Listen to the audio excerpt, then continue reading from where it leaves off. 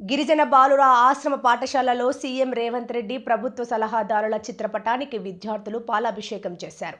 కామారెడ్డి జిల్లా కేంద్రంలోని ప్రభుత్వ గిరిజన ఆశ్రమ పాఠశాలలో డైట్ మరియు కాస్మెటిక్ ఛార్జీలు 40% పెంచిన సందర్భంగా విద్యార్థులు సీఎం రేవంత్ రెడ్డి ప్రభుత్వ సలహాదారు షబ్బీర్ ఆలీ చిత్రపటానికి పాలాభిషేకం చేశారు.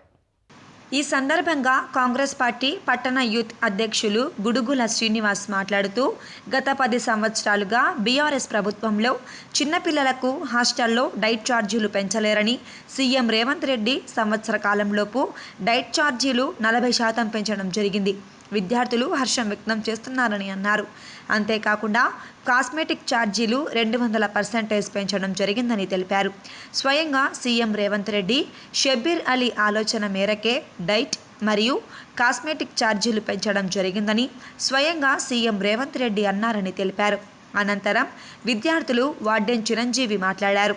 సీఎం రేవంత్ రెడ్డి వచ్చినప్పటి నుండి డైట్ ఛార్జీలు, కాస్మెటిక్ ఛార్జీలు పెంచడం జరిగిందని, గత నెల నవంబర్ 1వ తేదీ నుండి అమలు చేయడం జరుగుతుందని తెలిపారు.